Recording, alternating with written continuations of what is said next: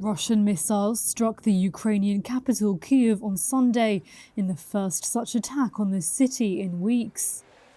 Up to 4 explosions rang out in the city centre in the early hours of the morning.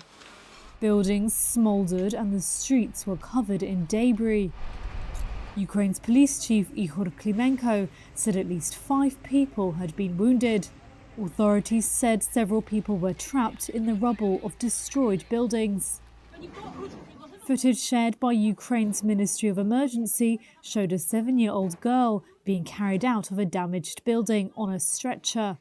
Kyiv's mayor Vladimir Klitschko said the child's mother was still stuck under the rubble. We listen the voices under the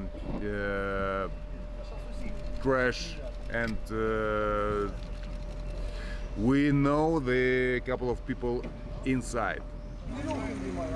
The renewed strikes on Kyiv come as world leaders from G7 countries gather in Europe to discuss further sanctions against Moscow.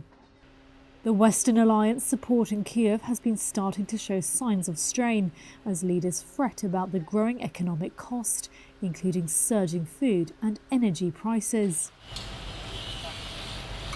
Life had been returning to normal in Kyiv after fierce resistance held off Russian advances in the early phase of the war.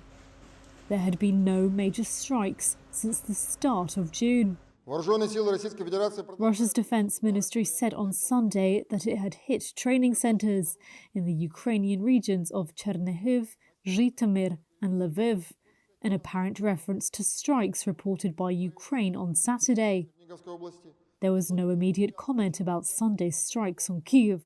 It released video showing missiles being launched. Reuters was not able to independently verify the footage.